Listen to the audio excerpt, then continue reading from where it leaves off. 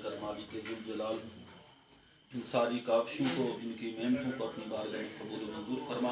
हमारी दुआओं को, इल्तिजाओं को अल्हम्दुलिल्लाहि रब्बिल आलमीन बिरहमतिका। वालेकुम अस्सलाम वरहमतुल्लाह। अस्सलाम वालेकुम वरहमतुल्लाह। मैं अपने तमाम शामीन, सुनने वाले जितने भी अहबाब पाकिस्तान आज़ाद कश्मीर बाशमूल इंटरनेशनल शामीन हैं, उनको मैं मेरी तरफ से अस्सलाम वालेकुम। और क्या हाल है आपका? ठीक है? मैं अल्लाह के करम से, आपकी दुआओं से बिल्कुल ठीक हूँ और बस बिल्कुल खैरियत से। मेरे भाई, आपका नाम? मेरा नाम सरदार मोहम्मद अनायत खान है। इलाके का नाम? इलाके का नाम दमन पकुनाड़ है, तहसील बलोच, जिला सोनभद्र का ज़ेली इलाका है। तो माशाल्लाह आबाई इसी इलाके के हैं आप? जी जी, मैं मुकामी इसी इलाके का हूँ। तो आपका पस ग्राउंड पस मंजर क्या है? सर, मैं बिफोर के आर्मी में सर्विस करता था। आर्मी से रिटायरमेंट के बाद मैंने यहाँ पे एक फलाई हॉस्पिटल का मतलब संग बुनियाद रखा। ये गालिबन 2018 से मैं एक फलाई काम पे काम कर रहा हूँ। माशाल्लाह, ये आपने जो काम शुरू किया है या इसका जो नाम रखा है वो किस हवाले से रखा है? सर, मैंने जो ट्रस्ट रजिस्टर्ड करवाया है, ये मरियम मेमोरियल वेलफेयर ट्रस्ट के नाम से मैंने ट्रस्ट रजिस्टर्ड करवाया है। लेकिन मरियम के नाम पे बहुत सारे क्वेश्चन आए कि मरियम किस नाम से आपने मशहूर किया। तो ये मैंने हज़रत मरियम अलैहिस्सलाम के नाम से ट्रस्ट का नाम रखा। ये इस तनाजुर में रखा कि हज़रत मरियम अलैहिस्सलाम ने जब हज़रत ईसा अलैहिस्सलाम का जन्म लिया था, तो at that time there was no any doctor. उस वक्त कोई डॉक्टर नहीं था। तो आज भी जिस इलाके में मैं पैदा हुआ हूँ, ये दमन पखुनार, इसके गिरदोनवा less than 80 kilometre radius zone के अंदर एक डिस्पेंसरी नहीं है। तो मेरा मकसद ये था कि आज भी ये इलाका वही मंजर पेश कर रहा है जो हजरत मरियम अलैहिस्सलाम के दौर में पेश कर रहा था। इतना बैकवर्ड एरिया। तो इसलिए इस लिहाज से मैंने इसका नाम मरियम मेमोरियल वेलफेयर ट्रस्ट रखा। तो कब से माशाल्लाह आपने ये प्रोजेक्ट स्टार्ट किया? सर, मैंने जो ट्रस्ट रजिस्टर्ड करवाया है ये 2014 में करवाया है, वजारत दाखिला इस्लामाबाद में। तो आफ्टर फिर मतलब मैंने फ़ौरन कोशिश की कि यहाँ पे एक मतलब इमरजेंसी हालत में 50 बेड हॉस्पिटल लॉन्च करूँ।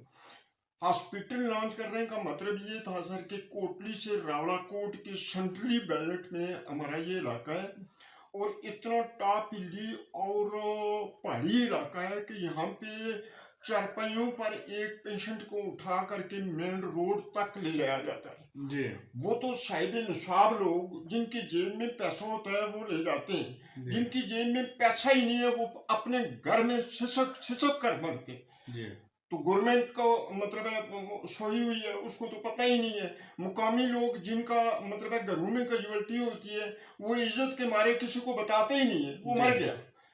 फिर कई लोग आज भी रास्तों में मैंने चारपहियों पर मरते हुए आज भी लोग मर रहे हैं।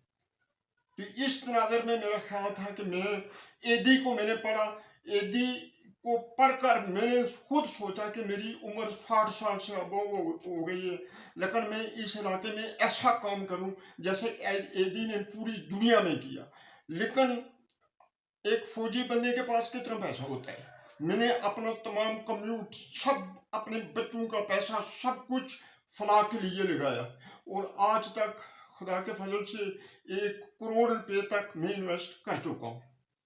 अच्छा मेरे भाई, ये बताएं कि क्या आपने कोई मुखैर वज़ारत से कोई अपील की, गवर्नमेंट से अपील की इसके लिए?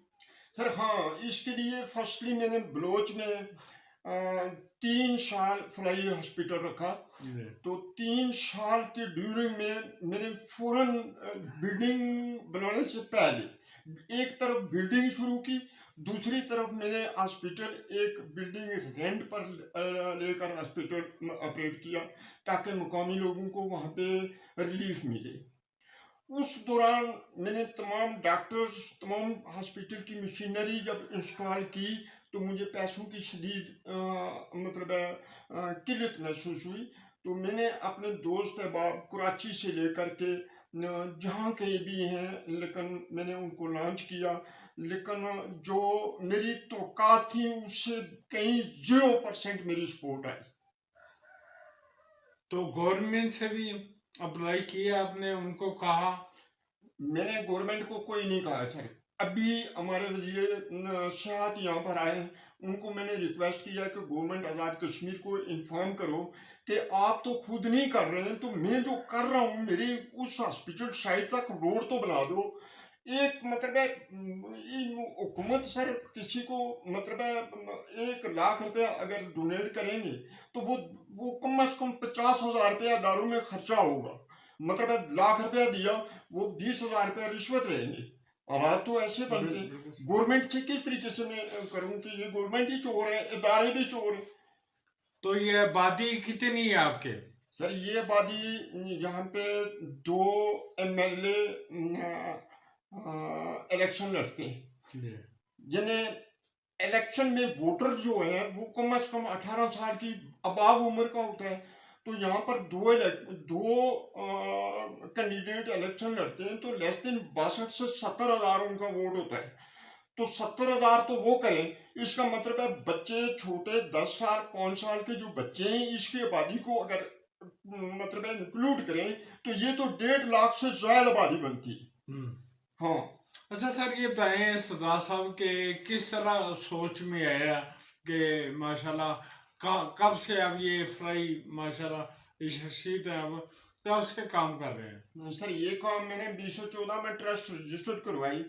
2018 में मैंने बलोच में एक फ्लाई हॉस्पिटल रखा, और 2018 में ही यहाँ दमन में मैंने 2 कनाल जमीन कमिश्नर सुदनूती से अलाट करवाई, और उस पर मतलब माशाल्लाह मैंने जो काम किया वो एक टॉप पीली और पहाड़ी एरिया था, और उस पर मैंने ये किया कि कोई 4-5 दफा एक्टिवेटर लगा करके उसको ऐसा प्लान किया कि आज माशाल्लाह वहाँ पर हेलीकॉप्टर बैठ सकता है, बड़ा जहाज भी बैठ सकता है। मैंने ऐसा कॉम्प्लेक्सिबल जगह बना दी जहाँ पर 200 बेड अगर हॉस्पिटल बने फिर भी ज़्यादा। तो यहाँ तक जो एफर्ट की यहाँ पे ये भी माशाल्लाह मैं पुरस्कून हूँ कि यहाँ पर जो अभी मैंने हॉस्पिटल लॉन्च कर दिया। मेरा प्रोग्राम है कि अगर मेरी सपोर्ट आ जाए तो मैं तकरीबन मार्च तक कम से कम 30 बेड का हॉस्पिटल ऑपरेट कर दूंगा। उसका मतलब कि मशीनरी मेरे पास पहले से मौजूद है, अल्ट्रासाउंड मशीन, कंप्यूटर लैब मेरे पास मौजूद है, तमाम बेड्स मेरे पास मौजूद हैं। सिर्फ सर बिल्डिंग की ज़रूरत है कि मैं फौरी तौर पर छोटे लेवल पर बिल्डिंग बनाकर मैं उसको ऑपरेट कर दूँ। आफ्टर दैट कि उसको बड़े कॉम्प्लेक्स में तब्दील करने के लिए वो एक टाइम दरकार है, और उसमें भी इंशाल्लाह फुलफिल करूँगा। हमारे नाजरीन को कोई पैगाम दें। सर मैं तमाम नाजरीन जो आज़ाद कश्मीर की अवाम और पाकिस्तान की अवाम, आज़ाद कश्मीर के तमाम मुखैर लोग और पाकिस्तान के तमाम मुखैर लोग, मैं तमाम अपने ओवरसीज दोस्तों भाइयों से अपील करता हूँ, गो के वो अमेरिका में रहते हैं, वो इंग्लैंड में रहते हैं, वो सऊदी अरब में रहते हैं, वो दुबई अबूधाबी में रहते हैं, एस्टेब्लिश हैं। तो मैं उनके इलाके में बैठकर उनके बच्चों के मुस्तकबिल के लिए सोच रहा हूँ कि वो आए और यहाँ पर एक बड़ा हॉस्पिटल देखें। वैसे अगर मतलब है वो लोग ओवरसीज जो हैं वो एक गैर जरूरी चीजों पर अगर लाखों रुपए इन्वेस्ट करते हैं तो उनका कोई फायदा नहीं है। वो किसी अपनी नस्ल के मुस्तकबिल के लिए एक बेहतरीन पैसा लॉन्च करें और आए और अपने पैसे की मॉनिटरिंग करें कि हमारा पैसा कहाँ पर लगा है। जी बिल्कुल सही। तो इन लोगों को मेरी सपोर्ट करनी चाहिए।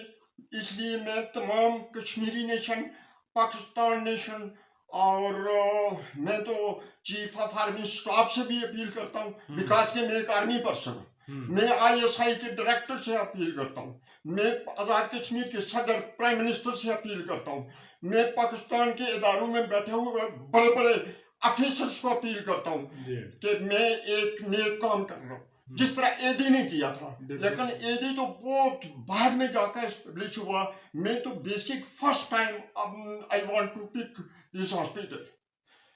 थैंक यू जी। तो राइट पे मेरा बोर्ड है, ये मरियम मेमोरियल वेलफेयर ट्रस्ट का बोर्ड है और ये मैंने हॉस्पिटल साइट पे मतलब रखा है। तो यहाँ पर हमारे जो कौमी हीरो थे सरदार सब्ज़ अली एंड मली खान, जिन्होंने 1832 में डोगरों के ख़िलाफ़ एक बहुत बड़ा मार्का किया था, जिसमें कम अज़ कम 300 से ज़ायद डोगरों को कत्ल किया था।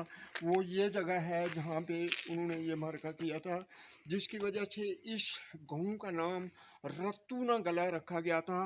रत्तूना गला मीन के यहाँ पर खून के नाले चलते रहे। मैंने उनकी मेमोरियल में यहाँ पे हॉस्पिटल बनाने का प्रोग्राम किया और इस हॉस्पिटल का बेसिक आप देखें, यहाँ पर जो फिजिबिलिटी बनाई है, ये मेरा मटेरियल है, ये तकरीबन इसकी ऑपरेशन करने के लिए।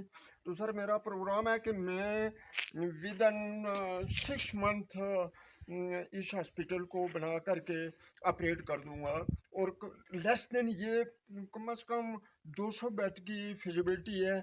लेकिन 200 बेड ये जो कंस्ट्रक्शन का सामान है ये इंतहाई महंगा है, तो वो बनते बनते हो सकता है 2 साल भी लग जाए।